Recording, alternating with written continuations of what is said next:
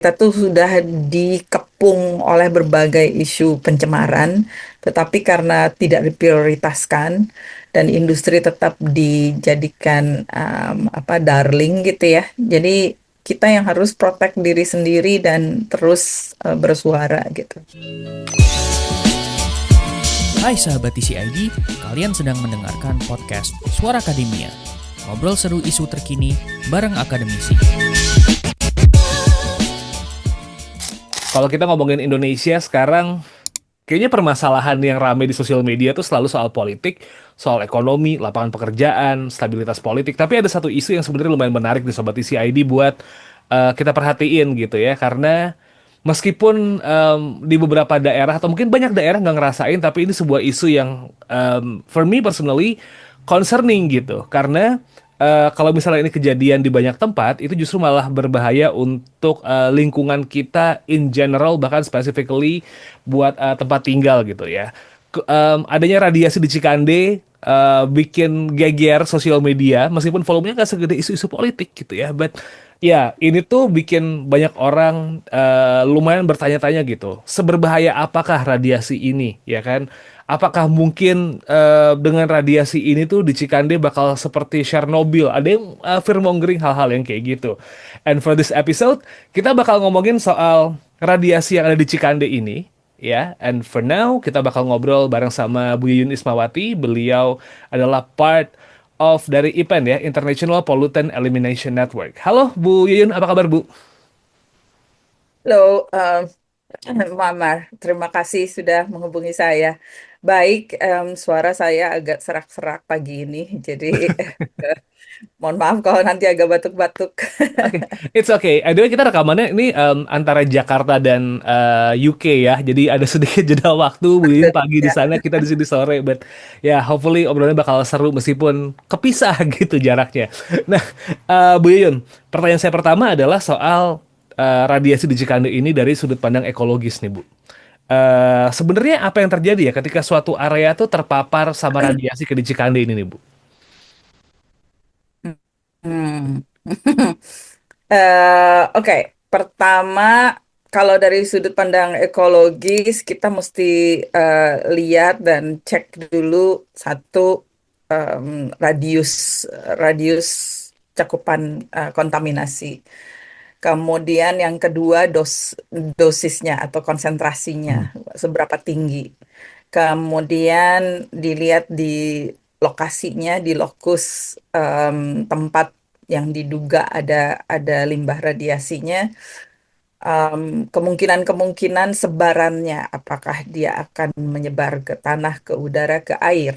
Mhm. Em, Kemudian cek waktu pertama lihat radius cemaran juga harus diidentifikasi em, pemukiman orang yang kemungkinan terpapar ya. Jadi bukan cuma secara ekologis atau secara lingkungan, tetapi juga terutama manusia yang ada di sekitar situ, karena itu bagian dari ekologi. Em, Kalau dari literatur-literatur yang ada, cesium 137 ini sebetulnya ya tergantung dosis, tergantung apa namanya lamanya, berapa lama itu sudah ada di situ. Em, itu bisa kita perhitungkan atau bisa prediksi sejauh mana em, dampaknya nanti. Untuk di sumber yang kita tahu, Ya. yang saya tahu dan yang dipublish oleh pemerintah adalah di sekitar kawasan industri modern Cikande ya. Ya.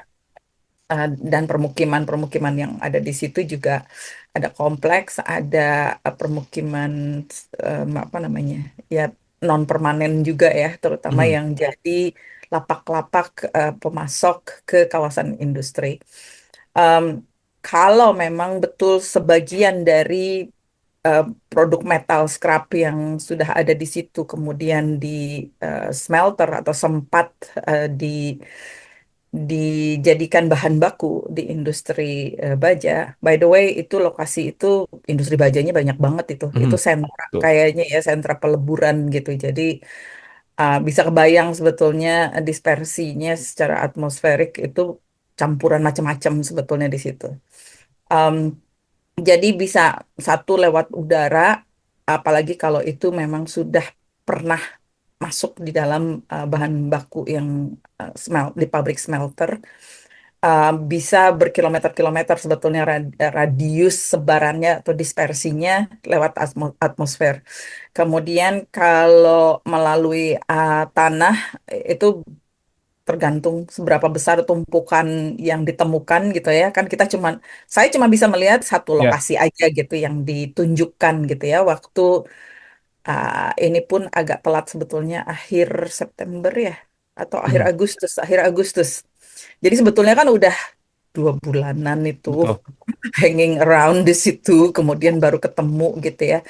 Aku bolak-balik bilang sama beberapa teman wartawan, aku bilang sebetulnya kalian waktu diundang harusnya juga pakai proteksi gitu ya, karena orang yang datang ke lokasi yang diduga ada radiasinya juga harus ekstra hati-hati, pakai Mhm. masker yang proper, terus pakai baju pakai baju astronot sebetulnya. Ya. Jadi aku agak kaget waktu ngelihat foto-foto, wah ini ditemenin Bapetan ditemenin sama polisi, ngajak wartawan lagi kan nunjukin tempatnya sampai aku bilang kamu harus periksa darah juga saya bilang karena aku jadi khawatir ini aku kemarin ke sana Mbak gitu kan how close are you gitu kan Ya. jadi udah tahu itu daerah yang kritis gitu ya tapi ngundang wartawan juga bebas aja gitu jadi em, ini bisa tersebarnya tadi lewat macam-macam udara air sama tanah dan ya, vegetasi sama em,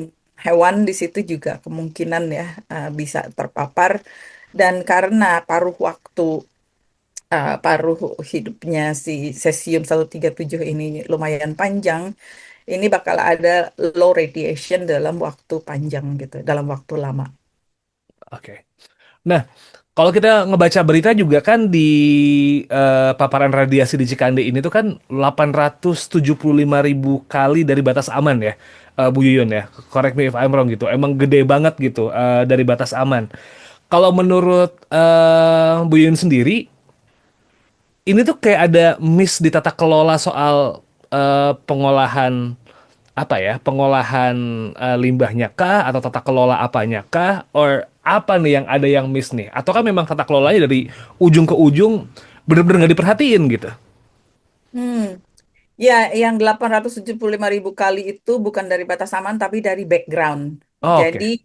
radioactivity itu ada di sekitar kita karena berasal dari macam-macam sumber ya, dari penggunaan em, alat-alat gadget segala macam juga ada gitu ya radiasinya. Kemudian dari em, fasilitas-fasilitas yang bakar-bakaran Hmm, itu juga ada ya. radioaktivitas gitu ya dari PLTU, dari boiler, dari industri itu juga ada radioaktivitinya. Cuman itu kemudian bercampur di lingkungan dan jadi background. Jadi naturally occurred radioactive itu juga ada gitu dan itu yang disebut dengan background.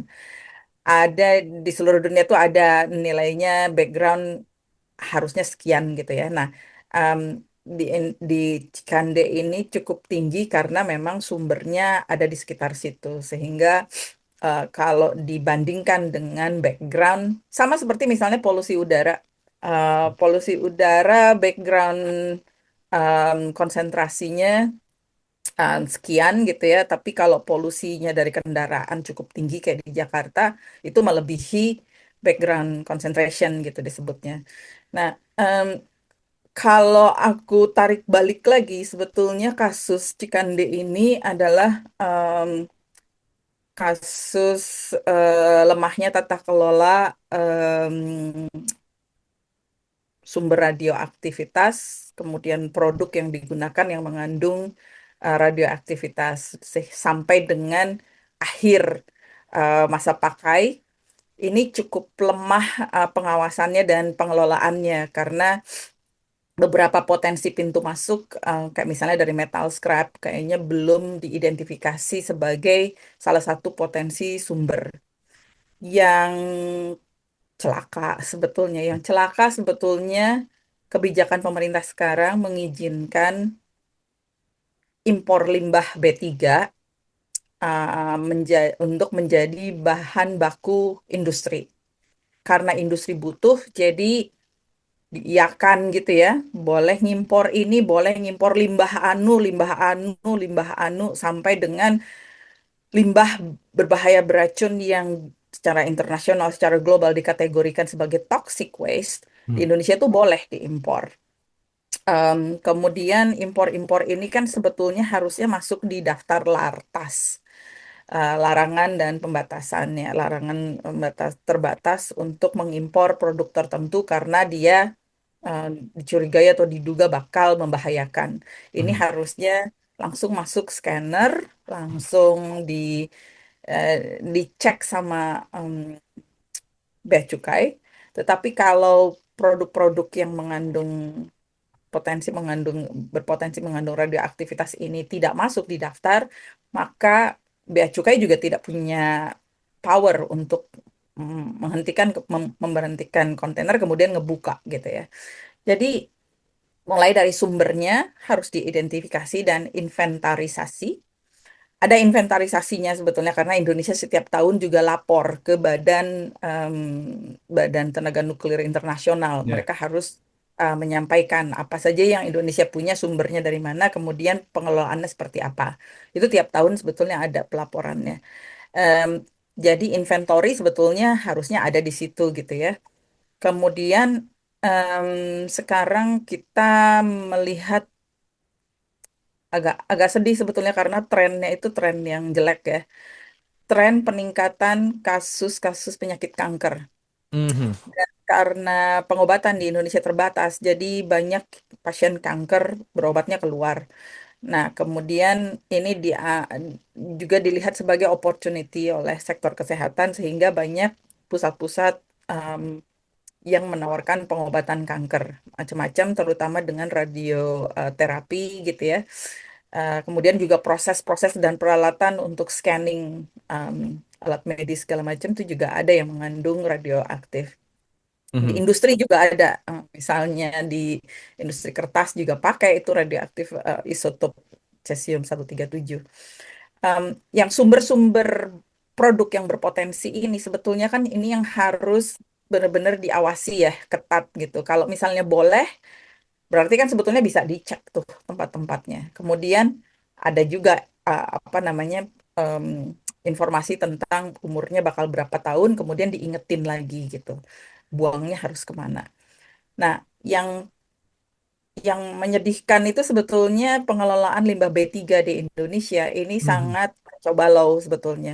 Karena ada peraturan-peraturan pendukung di bagian atau payung peraturan ini yang sebetulnya harusnya direvisi sejak 2001 tapi tidak direvisi-revisi gitu. Sehingga ini menyebabkan kekacauan untuk penanganan limbahnya. Karena definisinya di atas belum diubah, tapi di bawah udah diubah. Kemudian kayak misalnya ada 9 jenis limbah B3, limbah berbahaya beracun Ya. yang kategorinya menjadi non limbah B3 tetapi terdaftar gitu. Apa sih gitu? Orang udah jelas-jelas racun terus pakai istilahnya diperlembut gitu ya. Ya. Jadi non limbah B3 terdaftar gitulah. Terus yang kayak gitu tuh di rejim yang sekarang ini sangat longgar gitu ya. Jadi Mhm. apa-apa apa-apa support industri gitu, masyarakat dan kesehatan publik dan sustainability of the environment belakangan gitu. Pokoknya investor itu raja Ya. banget gitu. Jadi sekarang kalau ada masalah seperti ini, tata kelolanya itu yang harus dibenerin tuh tata kelola dulu gitu, karena Mhm. aturannya ini ada di siapa, ini ada di mana, kemudian sampai mana, di mana diolahnya gitu. Jadi kalau misalnya ada yang ini kan sebetulnya bukan kasus pertama ya. Betul. Kasus tahun 2000 berapa 2022 juga kan pernah ditemukan di Ya. perumahan. Di situ juga di Tangsel juga gitu kan, di Serpong. Ada limbah serpihan dari cesium. Itu tuh kita nggak pernah tahu ceritanya juga gitu loh. Jadi Ya. kita mana tahu, apalagi terus yang di Cengkeh, Mhm. radiasi yang ada di Cengkeh itu sumbernya di mana itu juga belum diobrolin gitu ya. Jadi em, banyak yang belum dibuka, tetapi sebetulnya transparansi informasi kepada publik, terutama yang terkait dengan limbah B3 dan potensi racun-racun, ini sangat penting dan mendesak untuk diperbaiki. Hmm. Oh. Menarik kalau berbicara soal apa ya, pemberitahuan kepada publik begitu mengenai dampak dari radiasi aktif ini. Karena kalau misalnya ngutip dari beberapa portal berita begitu, banyak banget foto-foto nih Bu Yuyun yang ada apa ya kayak polis lain gitu tulisannya bahaya radiasi, tapi anak-anak kecil masih main bola di situ. Warung masih pada buka nih, gitu kan. Kalau ditanya pas baca interviewnya, oh saya cuma dikasih tahu daerah ini terpapar radiasi. Kami belum tahu info relokasi, kami belum tahu bahayanya apa. Bahkan ada selentingan, oh nggak apa-apa kok cuma radiasi kayak radiasi handphone biasa aja, nggak ada apa-apanya. Itu kan jadi apa ya mengecilkan isu ini gitu dan akhirnya banyak publik yang memikirkan bahwa oh ya udah toh radiasi ya radiasi gitu, kita nonton TV ada radiasinya, main handphone ada radiasinya, so it's safe. Tapi kalau misalnya kita bisa sedikit cerita bahaya radiasi nih Bu Yuyun, ini impactnya kalau ke manusia atau mungkin ke lingkungan kayak tanah, air, udara sebesar apa sih Bu sebenarnya dampaknya? Em, Cesium 137 ini isotop ya, isotop radioaktif yang sebetulnya dihasilkan dari em, proses fisi nuklir. Em, Risikonya ke lingkungan cukup lumayan, tapi tadi tergantung dari dosis, konsentrasinya, kemudian lamanya, berapa lama itu sudah ada gitu ya. Em, Sebetulnya sih di semua matra lingkungan dia berdampak ya, em, kesehatan, kemudian juga ke lingkungan. Kalau di tanah, em, si si pencemaran pencemaran em, cesium radioaktif ini dia bisa berikatan dengan partikel di tanah, kemudian bisa persisten di situ dan bisa tahan lama itu. Em, Bisa lebih dari 30 tahun gitu ya. Syukurnya di syukur di daerah situ permukiman gitu, bukan pertanian. Tapi Ya. karena tadi ada dispersi lewat atmosfer, kemungkinan juga bisa berjalan jauh dari sumbernya ya. Em, Kemudian ini campur sama yang kalau misalnya lewat atmosferik itu campur sama yang kemarin heboh hujan mikroplastik gitu ya. Betul. Jadi di polutan udara Jakarta ini udah campur baur Mm. sebetulnya Jakarta dan sekitarnya. Em, Kemudian kalau em, kontak langsung apalagi gitu ya atau lewat rantai makanan, semoga di daerah situ nggak ada yang bercocok tanam ya atau berkebun gitu. Itu yang harus dicek juga.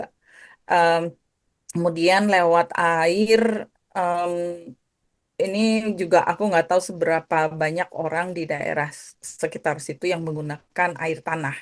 Em, Kayaknya air tanah sekarang makin banyak yang pakai ya, terutama cuci, untuk cuci mobil, untuk cuci Ya. piring, untuk jadi bukan pakai air PDAM lagi karena air PDAM juga udah langka. Ini makhluk langka juga nih air PDAM. Em, jadi segala macam dari air tanah. Dan kalau itu diidentifikasi di sekitar lokasi yang kemarin tercemar, siapa yang pakai air tanah, yang pompa air tanah terus dipakainya untuk apa Ya. aja, itu juga bakal seru sendiri gitu ya untuk mengetahui seberapa jauh itu sudah atau tersebar gitu. Em, jadi sebetulnya agak agak sedih kalau kita menganggap ini radiasinya rendah kok, udah aman gitu. Tapi setiap orang itu kan unik. Dia Ya. setiap orang tuh punya daya imun yang berbeda-beda. Sekarang banyak sekali orang yang menderita kelainan autoimun ya. Eh, ini kelompok-kelompok yang rentan seperti ini, anak-anak, orang tua, kemudian orang dengan autoimun yang kompromis, ini sangat riskan dan punya risiko tinggi gitu ya, dari paparan ini. Em, jadi sebetulnya jangan kita remehkan karena kita nggak tahu, karena informasi yang disampaikan pemerintah juga sepotong-sepotong ya. Em, dan aku bolak-balik ngingetin teman-teman wartawan sebetulnya kalau diundang ke lokasi limbah B3 tanya dulu, Pak, potensi risikonya apa saja karena saya autoimun gitu ya. Jadi please you have to protect yourself too gitu ya karena untuk bisa menyampaikan kepada publik kita juga butuh kalian teman-teman wartawan juga tetap sehat gitu. Jadi jangan mengorbankan diri sendiri untuk dapat artikel gitu. Hmm. Waktu aku dikasih fotonya, dikasih polis line, terus Bapetan tuh nggak pakai masker, Ya, tapi polisi yang pakai masker gitu ya. Terus aku tanya wartawannya, kalian pakai masker apa enggak gitu? Oh aku bawa, tapi yang lain enggak katanya gitu. Jadi aku yang bagi-bagi. Jadi aku bilang itu cuma ditunjukin aja gitu. Itu ditutup pakai terpal gitu ya. Dan itu ya, sudah 1 bulan sesudahnya gitu. Jadi aku bilang ini tuh aku tuh nggak ngerti em, bagaimana di Indonesia ini ya, definisikan sense of urgency gitu ya. Jadi kasus emergency atau kasus-kasus yang sebetulnya beresiko tinggi harusnya kan memang ditangani dengan tata cara yang em, melindungi orang, melindungi petugas gitu ya. Jadi kalau itu kayaknya polisi-polisi sama orang Bapetannya juga harus diperiksa darahnya itu mereka kena apa enggak. Soalnya santai banget periksanya sampai aku bilang itu cuma dikasih pelis lain abis gitu terus udah dipindahin apa belum? Belum, ditutupin aja di situ. Itu kan sebetulnya tata caranya udah ada. Kalau ditemukan ah, untuk penanganan limbah yang mengandung radioaktif itu harus langsung ditaruhnya di drum yang warnanya kuning gitu kan. ya, Terus aku bingung ngelihatnya kok itu masih ditaruh di si tergeletak di tanah gitu ya di lapak gitu. Kemudian cuma ditutupin sama terpal biru. Oh my God. Itu aku nggak ngerti.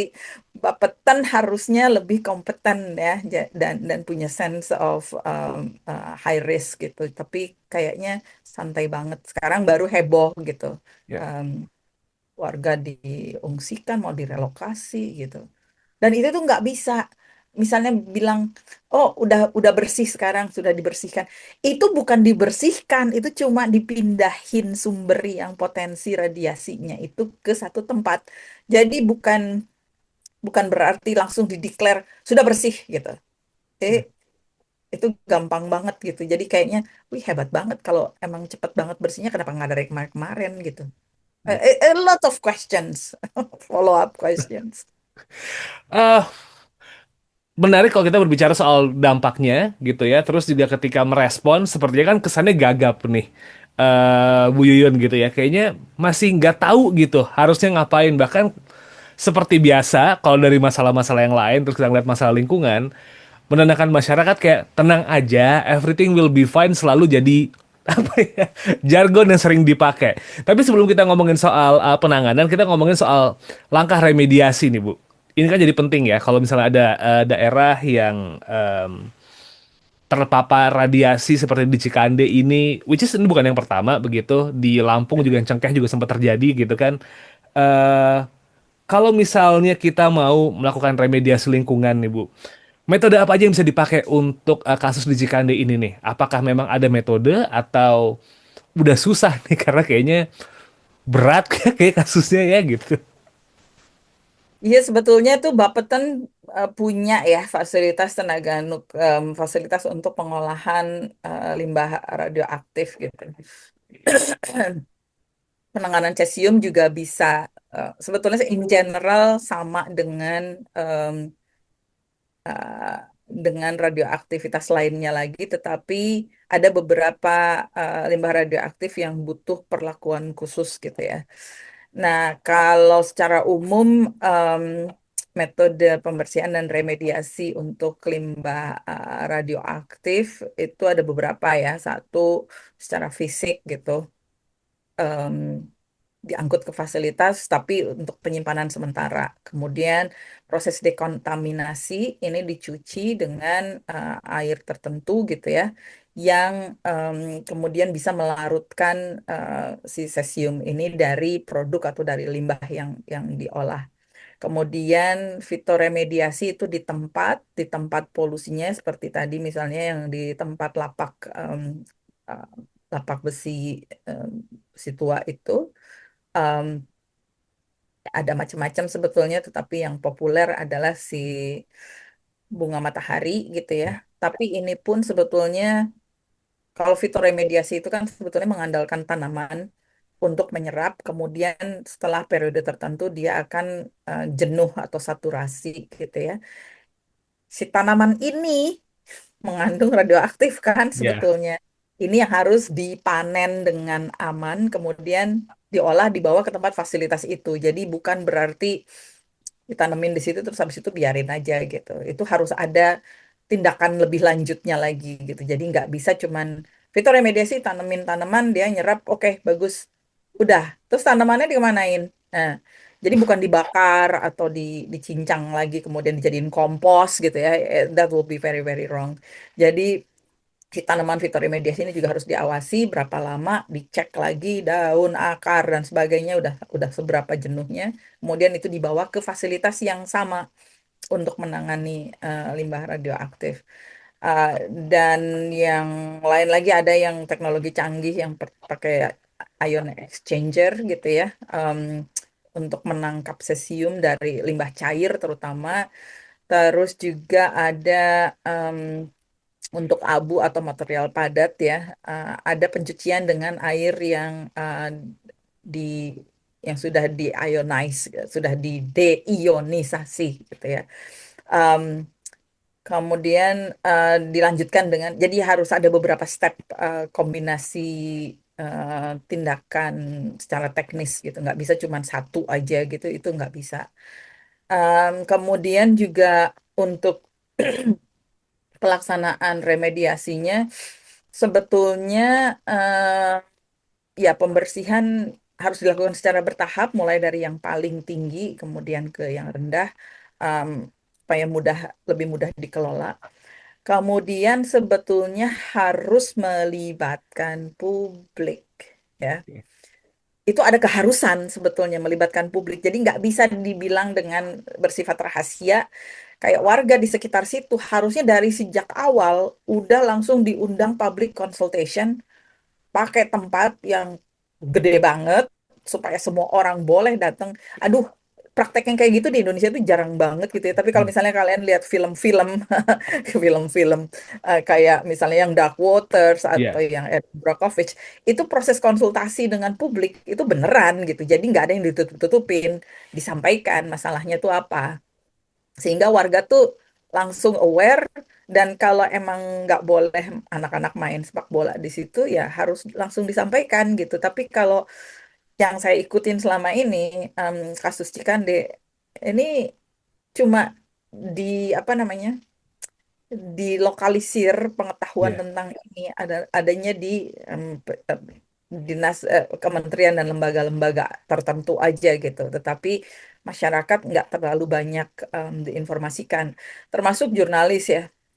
Jurnalis yang mengikuti juga dilarang ngambil foto, nggak boleh ngomong nulisnya begini begitu gitu. Jadi ya gimana kita mau mau um, addressing isu yang urgent gitu ya, dan di depan mata, tetapi semua diperlakukan seperti rahasia gitu. Ya orang semua jadinya pada jadi punya inisiatif sendiri-sendiri kan, termasuk ada inisiatif yang Mbak, kita mau patungan, mau beli alat Geiger counter sendiri supaya kita bisa ukur. Can you imagine that? Jadi Ya. semua orang jadi punya inisiatif sendiri, tidak terkontrol, nanti jadi ya namanya juga orang concern proteksi diri sendiri gitu ya. Kalau ada yang melakukan seperti itu, terus nanti orang-orang ini ditangkap coba. Jadi I don't understand. Em, Orang-orang yang membela lingkungan, yang memproteksi hak untuk hidup sehat, sebagian besar sekarang dikriminalisasi gitu ya. Jadi dianggap sebagai pihak yang bersalah, padahal sebetulnya ya yang salah ya negara, gimana nggak melindungi kesehatan dan hak hidup warga gitu. So it takes tons of time dong, Mbak. Lot of time dong buat proses remediasi ini. I Ya mean, iyalah, iyalah. kita Itu ngelihat pemerintah suka yang kayaknya kita cari yang cepat aja biar pabriknya jalan lagi gitu. jadi kayak misalnya kayak kemarin-kemarin kan yang lagi tren itu eh, mikroplastik di air hujan. Iya. Solusinya apa? Bikin insinerator. Apa sih? Jadi aku tuh sampai bingung, oke, sambungannya dari mana ke mana gitu ya, tapi aneh banget. Ya. Oke. Nah, kita berbicara soal penanganan pemerintah yang mungkin butuh banyak sekali improvement ya. Bukan cuman penanganan sih, tata kelola juga butuh banget nih improvement yang lumayan gede nih, Bu Yuyun gitu. Kalau misalnya kita bicara dalam konteks nasional, karena kan Cikande bukan satu-satunya daerah yang mungkin ada yang apa ya, ada daerah lain yang berpotensi memunculkan kasus yang sama seperti di Cikande begitu. Em, ini bisa jadi kayak sebuah pertanda yang jadi lebih besar nggak sih nge-refer kasus-kasus sebelumnya kalau ada lemah nih soal sistem pengawasan limbah berbahaya di Indonesia, atau memang kita belum punya sistem yang sekuat itu gitu, atau sistemnya kuat, implementasinya nggak oke. Sistemnya aja masih lemah, gimana mau implementasinya oke. Jadi, aduh, aku gimana mesti ngomongnya ya? Karena sebetulnya tuh gemes. Gemes sebetulnya, karena sebetulnya tuh kalau dari segi, oke, peraturannya, ya, Indonesia tuh sudah punya semua. Jadi mulai dari undang-undangnya ada, peraturan pemerintahnya ada, peraturan presiden juga ada. Kemudian pembentukan Bapeten, kemudian apa tupoksinya Bapeten apa itu juga ada. Tapi itu seadanya. Ya. Karena budgetnya juga mungkin cuma dikasih seadanya gitu ya. Jadi kalau misalnya baca laporannya laporan Indonesia kepada Badan Nuklir Internasional, fasilitasnya ya sederhana aja gitu. Jadi nggak kelihatan kayak kayak gudang biasa, kayak rumah biasa, tapi di situ disimpan limbah radioaktif cair, kemudian limbah radioaktif padat atau yang sudah diolah gitu ya. Em, jadi kalau menurutku tuh eh, gimana ini kaitannya sama budget ya. Hmm. Kalau dikasih duitnya itu setengah-setengah ya tentu mereka juga tidak bisa optimal. Em, ini lagi-lagi soal prioritas bagaimana pemerintah memprioritaskan isu-isu penting untuk didanai gitu ya. Yang kita ikuti sekarang ini isu lingkungan jadi anak tiri, duitnya paling kecil, tapi defense, kemudian beli helikopter, beli fighter jet itu gampang banget. Itu jadi pertanyaan orang luar loh.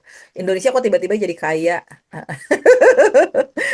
bisa beli itu ini gitu ya. Jadi em, itu harus diperhatikan loh ya, karena sebetulnya di dalam negeri itu banyak yang harus di-upgrade, yang harus diperkuat, termasuk misalnya fasilitas-fasilitas kesehatan dan capacity building untuk memperkuat Kementerian Kesehatan ya, karena hal-hal yang seperti ini sebetulnya kan harusnya dianggap sebagai sesuatu yang ini daerah khusus harus punya perhatian khusus gitu. Jadi harus ada Hmm. program khusus untuk kesehatan masyarakat yang potensi sumber-sumber pencemaran lingkungannya atau environmental risk-nya cukup tinggi gitu. Tetapi Kementerian Kesehatan juga lebih sibuk sama hal-hal yang beda-beda lagi gitu ya. Jadi nggak prioritas. Jadi karena budget untuk mereka juga dibatasin, Em, jadi mereka juga bikin prioritas sendiri lagi gitu. Waktu aku sampaikan soal ini kepada kawan di Kemenkes, mereka bilang, oh sudah ditangani, katanya ada pokjanya apa keamanan pangan. Aku bilang, this is not about food. Aku bilang, kamu kan ngerti limbah radioaktif tuh kayak apa?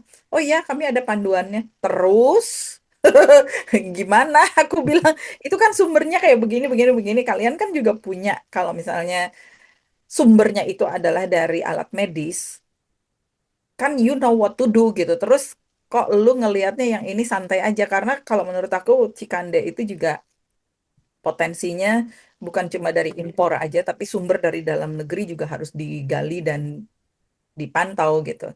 Dan salah satunya dari sektor kesehatan. Tapi lagi-lagi mungkin karena bukan prioritas mereka, bukan prioritas lembaga dan budgetnya nggak ada, jadi lagi-lagi ini kembali ke prioritasnya negara, prioritasnya presiden gitu. Kalau sumber daya manusia kita nggak kurang, ada banyak orang pinter.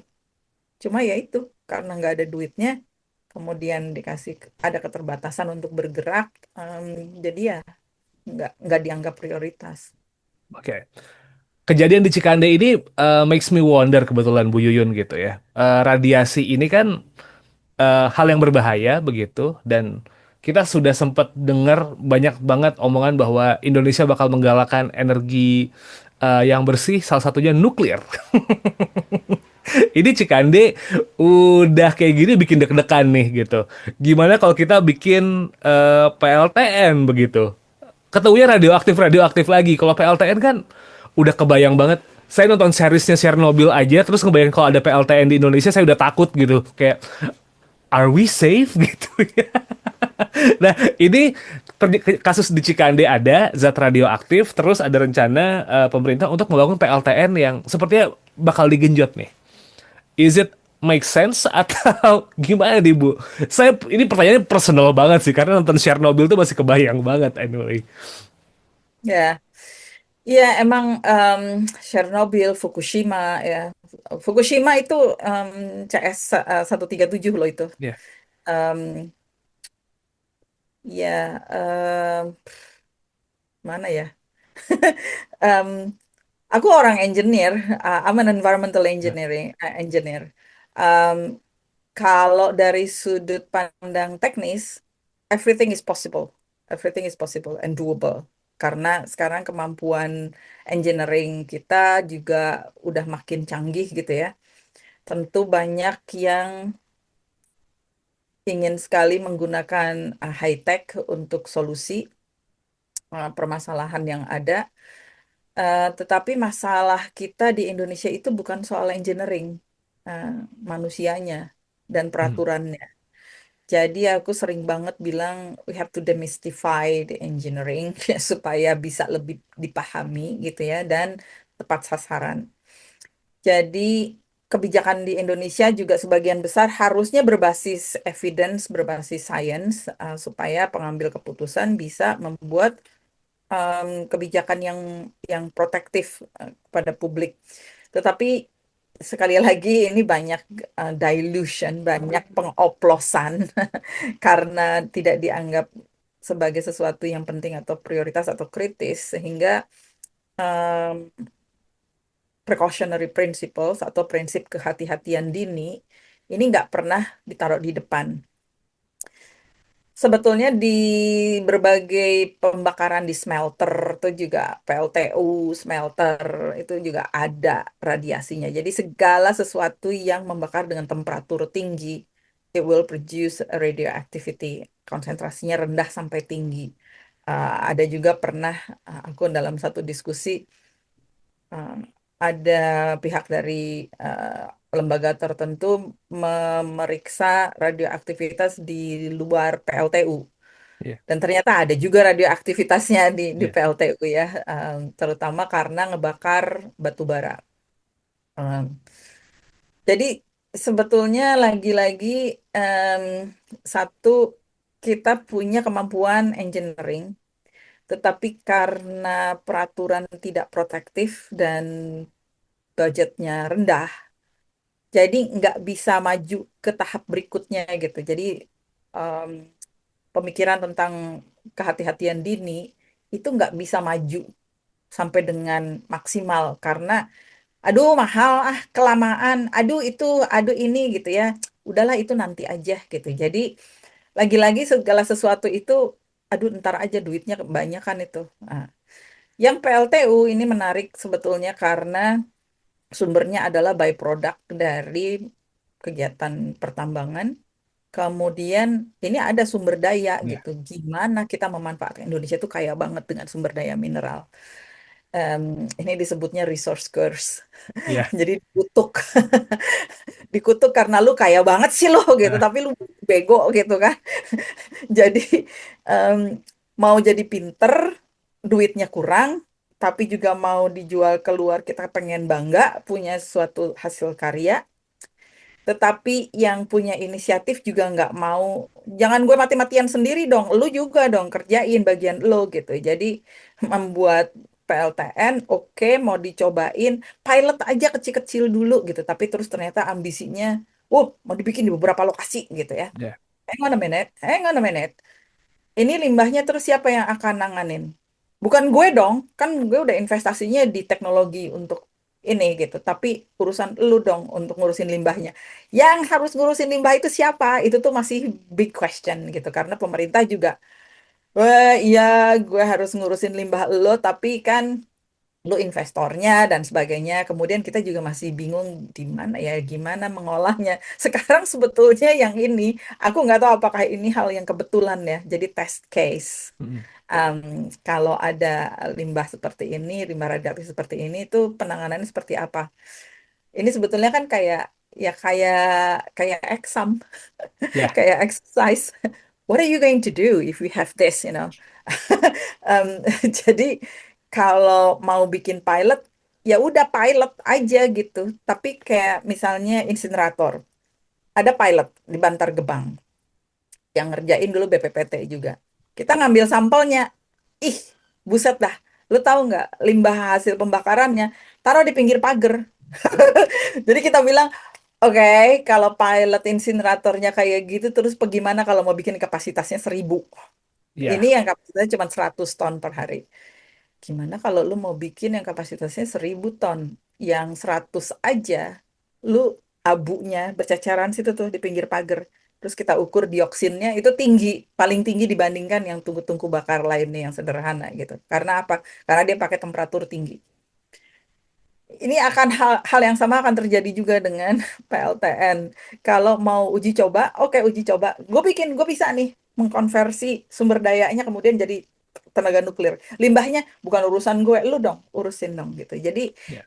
ini tuh lagi-lagi nggak ada pemikiran yang holistik dengan prinsip kehati-hatian dini sangat lemah di Indonesia. Apa-apa ya gimana investornya aja deh gitu. Jadi benar-benar kita nih sebetulnya maaf ya warga negara Indonesia tuh sebetulnya udah dikorbankan banget gitu sama negara untuk kepentingan investasi dan eh, pembangunan yang sebetulnya terlalu membabi buta ya kalau menurutku. Um, our taxes, pajak kita dipakai juga untuk bikin yang ancur-ancuran kayak gitu gitu. Jadi em, kayaknya udah segitu aja ya. Bakal panjang. Kita mau precaution punya prinsip yang belum tentu precaution ngapain hati-hati coba aja dulu pas dilalah jadi baru deh tuh. Ya, It's ya, something terrible that happens yang seringnya gitu cuman ya ya. semoga Ya, ini jadi wake up call lah ya. yang si Kande ini lu exercise dulu aja sanggup apa enggak lu benerin gitu sampai dengan ke ujungnya gitu sampai dengan ke atas gitu di trace balik gitu. Eh, Kalau ini nggak bisa ya gimana lu mau bikin PLTN gitu. Yap, Nah, tuh. Gimana mau bikin something yang bigger dan Cikande gitu ya kalau mau punya industrial estate gitu. Kalau ya. emang mau ngedorong hmm, Ya, sebetulnya sih, industri. sebetulnya kita sebagai warga bisa minta ya, bikin aja petisi, Ya, bikin aja petisi, tolong dibuka informasinya supaya kita juga aware gitu loh. Memang ada naturally occurred radioactive gitu ya, kayak dari vulkanik segala macam dari gunung berapi dan sebagainya itu kan juga ada sebetulnya. Tapi informasi kepada publik ini harus diperkuat. Kemudian industri juga harus melaporkan, itu juga harus bisa kita lihat gitu. Kalau sekarang ini kan sistem pelaporan online semua udah ada gitu ya, ada 20-an kali online platform di mana industri harus lapor gitu ya, mulai dari limbah emisinya, kemudian ini semua harus lapor online. Tapi itu kita nggak bisa mengakses dan tidak ada summary-nya. Misalnya tahun ini ada 2.000-an perusahaan lapor dari 60.000 misalnya gitu ya. ya, How will we know gitu. Tapi summary itu pun tidak disampaikan kepada publik. Jadi kalau di Eropa ada globally ada Aarhus Convention. ya. Aarhus Convention itu adalah public right to know. Dan ini adalah informasi yang sebetulnya untuk kepentingan publik. Jadi pemerintah harus menyampaikan, nggak bisa disembunyi-sembunyiin, karena kita punya hak untuk tahu, punya hak untuk hidup di lingkungan yang sehat, punya hak untuk mendapatkan akses kepada informasi. Itu udah basic rights itu di seluruh dunia itu. Jadi ya gue nggak tahu deh, delegasi Indonesia kalau pergi ke conference pergi gitu kan, cuma ya jalan-jalan gitu, nggak ngerjain PR-nya waktu balik. Lagi-lagi karena secara politis mereka nggak didukung gitu ya. Well, it's gonna be hard kalau kita ngomongin soal Cikande ini, dan kalau kita bahas dalam lagi, it's gonna be a long, long, long episode kayaknya bakal ngobrol sama Bu Yuyun. But anyway, kita udah di ujung nih, Bu Yuyun gitu.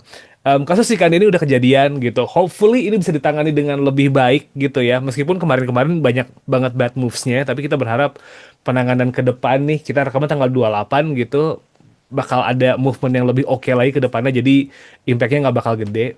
Amin gitu ya. Katanya sih kalau doa banyak orang bakal diijabah, cuman kayak agak takut buat optimis. But gimana Bu Yun? Ada mungkin yang kelewatan belum disampaikan gitu, dan sekarang pengen disampaikan lagi ke yang dengerin Sobat Isi ID gitu.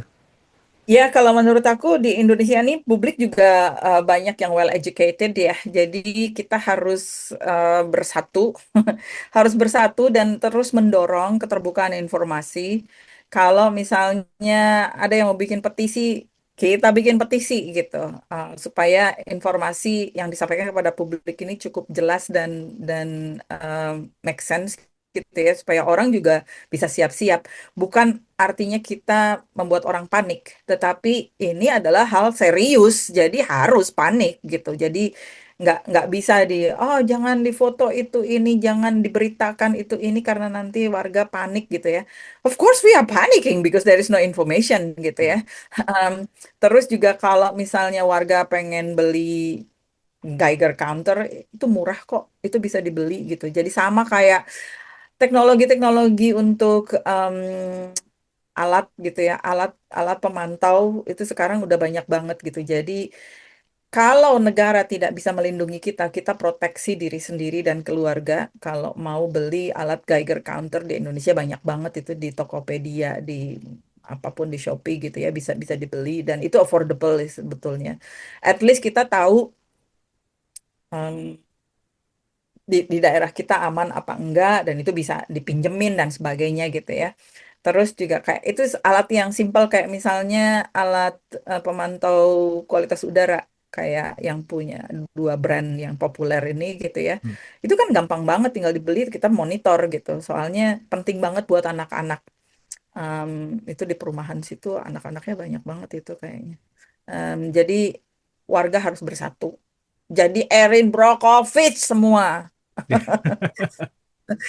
You have to protect yourself gitu loh. Karena kalau negara nggak bisa protect kita, kita yang harus protect diri sendiri. Ya. Empower yourself. Em, Perbanyak apa ya? Mungkin bacaan-bacaan soal radiasi gitu. Kalau memang ada keluarga atau sahabat atau mungkin siapa gitu yang ada di dekat-dekat si Kande gitu, mungkin bisa inform them gitu. Ya, It's nonton tuh film Chernobyl. Ya, nonton Chernobyl tuh paling paling enak gitu ya. Ya, Atau baca-baca soal Fukushima di YouTube, banyak kok soal Fukushima, what happened there gitu tuh banyak kok ya sebenarnya. aku bilang sebetulnya well educated pemerintah warga Indonesia itu karena semua informasi ada gitu ya di internet gitu. Netizen Indonesia itu cerdas-cerdas, apalagi yang di Twitter di X. Oh my God, itu keren-keren banget. Itu aku kalau ngikutin, wih hebat hebat hebat nih. Em, Terus juga ya terutama yang punya anak-anak berkebutuhan khusus atau dirinya punya autoimun yang bermasalah gitu ya. Ini harus ekstra protektif. Jadi aku juga berharap sebetulnya Kemenkes bisa lebih mengupgrade kapasitas mereka, jadi bukan cuma penyakit klasik aja, tetapi kalau kita mau ngomong Indonesia 2045 nih, Indonesia emas, Ya. Indonesia emas, oke, emas apa cemas? Em, Kita satuan tahunnya harus kita pastiin dulu sama apa enggak. Kita pakai Masehi, Hijriah atau kalender Maya kan, Bu Yuyun gitu. Kita harus pastiin dulu kalender 2045 yang gimana nih. Soalnya kalau Pak half-life-nya 30 tahun, ya bukan berarti dia akan ada di lingkungan selama 30 tahun, tetapi akan butuh waktu 30 tahun untuk mencapai separuh dari konsentrasi itu gitu Yap. ya. Kalau sekarang 2025 ya 30 tahun lagi.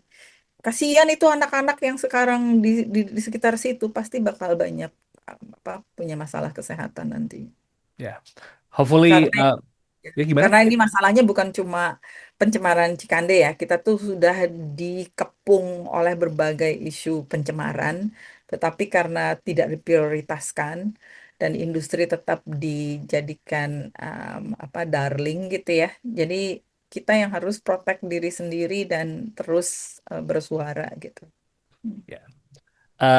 Semoga mindset yang ada di banyak orang gitu, yang penting produknya, perkara limbahnya itu belakangan, itu bisa dikikis pelan-pelan gitu. Kita jangan cuma bikin produk yang dijual, tapi limbah yang kita hasilkan dari produk yang kita hasilkan, itu juga bisa bahaya buat banyak orang. So, it's a wrap for this episode.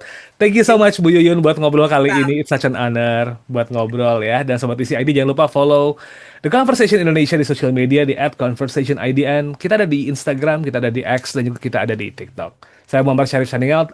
I'll see you next episode. Thank you so much for listening. Wassalamualaikum.